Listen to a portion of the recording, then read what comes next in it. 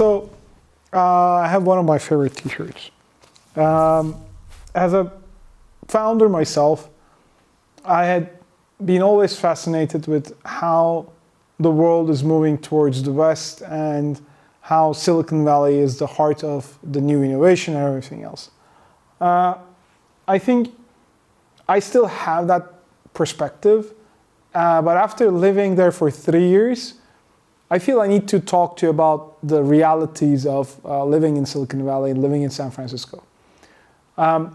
First and foremost, I'm blessed that I had the opportunity. So thanks everyone who kind of guided me towards my journey there. But also, somebody should prepare the founders before they move to Silicon Valley, especially if they're coming from different cultures. Even Americans living in the US have a culture shock when they move to San Francisco or the Bay Area in general. Good and bad ways. So first is definitely the ability to talk to anybody is an absolutely amazing opportunity for a lot of founders. The give back culture in Silicon Valley is tremendously impactful in the success of the technology ecosystem.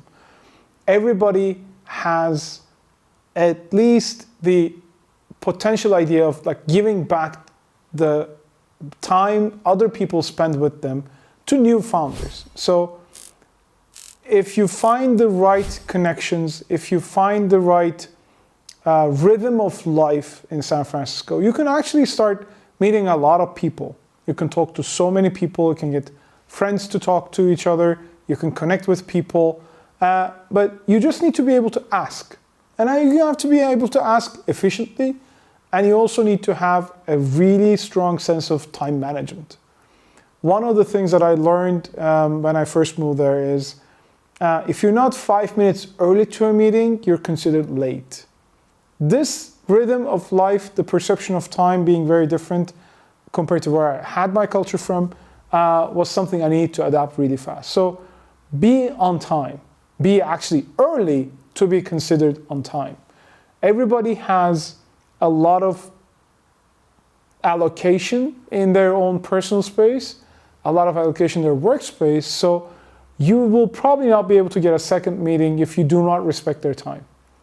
Second, you need to be able to plan ahead. In cultures where short term is 1 day, mid-term is 1 week, long term is 1 month, there's a great struggle in understanding how time moves differently in different cultures. In US, if you're going to ask for your friend to meet with you, you will probably not be able to find time in their calendar within the next 2 weeks. They're probably super booked. And I had this trouble of adjusting my social relationships when I went there. If you want to schedule something, even with a friend, it's completely friendly, walking on a hike, going to something, you need to understand that you need to keep a certain aspect of your time management and you need to plan ahead. There's so many new things happening in the city every day, so you need to stay connected.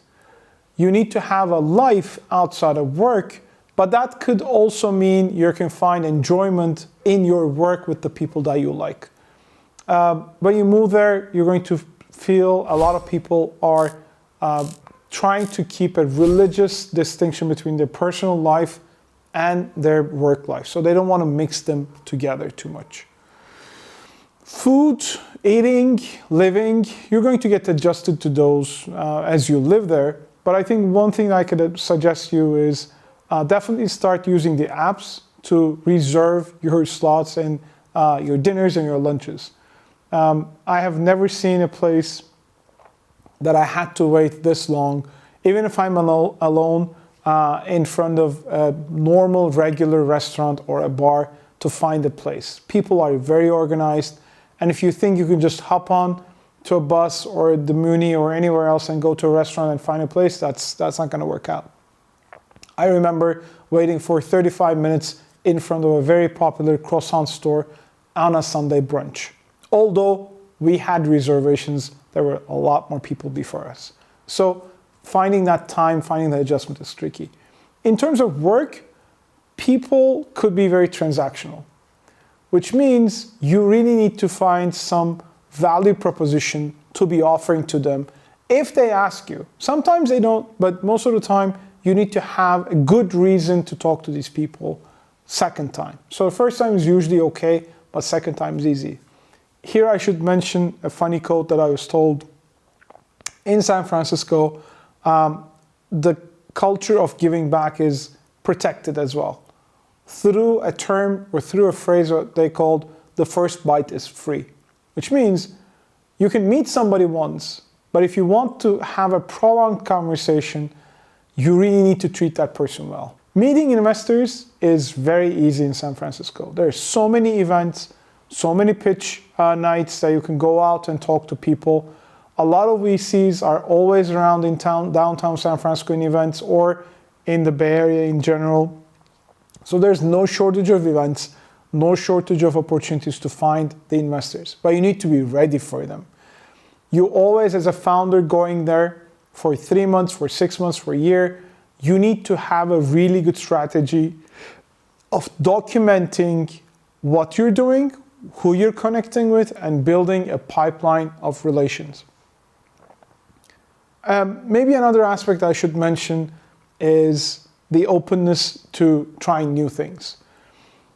As a foreign founder going to Silicon Valley, my one recommendation is do not hang out with people coming from your own country. Try to push yourself out of your comfort zone.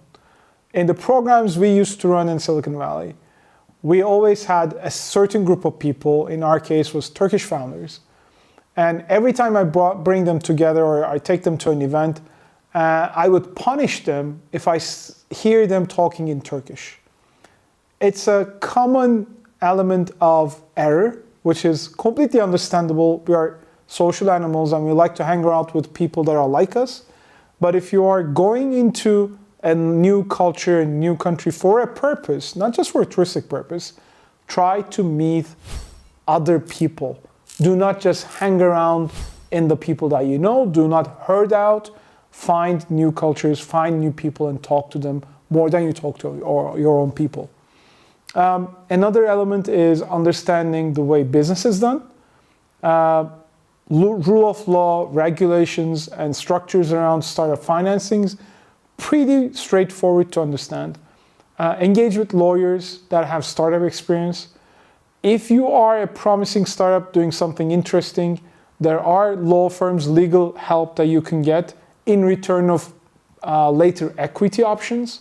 So it's an expensive way sometimes, but if you're short of cash, if you can't pay, you can always offer barters. So they work certain hours for you, and then you can ask for, they can ask for options in your company if they believe you have a potential to fundraise.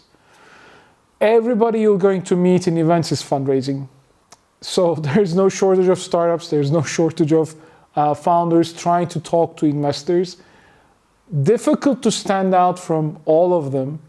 However, if you're prepared enough, if you have a pitch deck, 1 minute version, 2.5 minutes version, 5 minute version, 10-minute version, if you have a website that is specially designed to interact with investors, that's hidden behind an email wall where investors can only access to certain data if they give you their emails, you can start building relationships. Be very open, be very transparent, be humble, ask a lot of questions and try to be helpful. In terms of finding the best way to live is difficult, and it's also a personal preference. I have lived in about 6 different locations in the Bay Area. Some were Airbnb rooms that are within a shared space, which is a really interesting interaction between the locals and yourself, different habits, different perspectives. Some were private places that were a little bit more luxurious, but are super expensive. I didn't do that too much. And some were simple rooms that doesn't even have utilities or toilets inside. So there's different ways to live in the Bay Area. I even lived in a bunk bed for a couple of weeks with 6 other people who were trying to build startup. You can live on a budget. There are various opportunities to live healthy and live on a budget. And the people around you will focus around your health, and you can also focus around your health in the meantime. There'll be a lot of usual things that you will see as in many large cities. The city offers a lot in terms of culture, in terms of natural amenities. Speaking of San Francisco in particular, the Bay Area in general is a lot more safer, you can say. But if you're going to go to San Francisco to live, be careful. It's not maybe a common advice that is being shared in the media because there's so much glory that's been talked about Silicon Valley and San Francisco in general. But you'll be surprised how unsafe you will feel in the city from time to time. Some neighborhoods will have a lot of inequality right in your face. You walk in the streets and you'll need to jump over people that are living in the street. You'll be harassed by people living in the street, and it doesn't matter if you're in the middle of the town or if you're just going out for a walk or doing whatever. And sometimes you're not going to feel safe. So be prepared for that feeling. I always find it super uncomfortable. Not because there are people that are kind of hustling through, but because there's so much social injustice in the city for many reasons that I'm not going to get into. I studied economics and I can talk about political science a bit, but I'm not a resident in San Francisco anymore. So I leave that to your Google available search options to understand why San Francisco is a little bit more difficult to build social justice in. Another factor is car crashes, like not cars crashing into it, but people crashing into your car and just stealing whatever you have. I have seen many times in different districts where the trunks of the cars are open as a precaution for people not to come up and just break the glass on your side doors and just get whatever is in the car. It's a very common insecurity around San Francisco, so don't believe that it's just glory and sunshine and startups and VCs and money and technology moving around. It's a city of inequalities at the same time. You'll be seeing a Cruise or an Uber, a driverless car taking people to a party, and at the same time, on the next side of the road, you'll see people living in tents in dire conditions. So there's some things that are very disturbing in the city. Try to be vigilant and try to avoid certain areas and try to avoid conflict. You might even have seen videos where people just stay away from large stores because whoever comes in and grabs, even in an Apple store, this happened recently, people came in and stormed out with devices. Nobody touched them because there's legal consequences on trying to stop those people as well. So be careful in the city. Try to be mindful. It's a fun city. It's an entertaining city. There's so much culture, and some places I really miss. I haven't been living there for the last 3 years, but I sometimes have San Francisco fever. Time your travels smartly. There are conferences that are happening for thousands of people, and at those times, you'll find it very difficult to find a convenient and affordable place to stay. And shared accommodation is very common, so don't feel bad. People are very friendly. People are very open for new cultures. The feeling of San Francisco being the love city and carrying that psychedelic movement, and some of those neighbors still carry that feeling, is sometimes feels nostalgic, but it's also a city that truly lives and breathes you can say the freak culture, the queer culture, and everybody is very mindful about minding their own business, being respectful to everybody else. So expect a lot of fun, expect a lot of surprises, and enjoy your stay. Network as much as you can. Use sites like Eventbrite, Meetup, or just pop into a co-working space that is in your vicinity to check out if they have a newsletter that you can sign up for new events. go and try to work in different locations, try to feel the different parts of the city. Every district has its own culture, has its own neighborhood vibe, and you'll appreciate some more than the others. So find your own rhythm. One of the most favorite things I used to do on a Saturday or Sunday is just pop on my headphones, put on a nice Audible, and just walk the hills of San Francisco, and just go to the beach or go to different places for a walk and just take the city in. Walking around Golden Gate, walking on Golden Gate, and crossing the bridge is always a fun experience, especially in the migration season of the whales. So it's a great sightseeing opportunity as well. There are a lot of things that are touristic. I haven't been to the Alcatraz, for example, but I don't feel I needed it. But there's some other places I really enjoyed, even as a tourist, although I was living in the city. So enjoy the city, take the most it can offer you, be mindful of their surroundings, be open to people. Sharing Ubers is also a kind of a small hack I use to meet new people.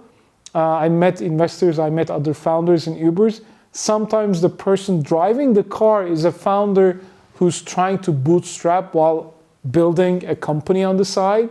So be open to have fruitful conversations. Always find smart ways to share information and build your network. And you'll come back to your own city if you have to, with good memories and good friendships. And I hope you enjoy your time there. So good luck. And maybe we'll do another video and talking about which conferences or which events you should not miss in San Francisco as a founder. But for that, you'll need to subscribe or like what we're up to. Share your comments, as always, and questions about if you're even having a trip to San Francisco, let us know. We'll try to find a time to help you out. So until then, peace out, take good care, and enjoy.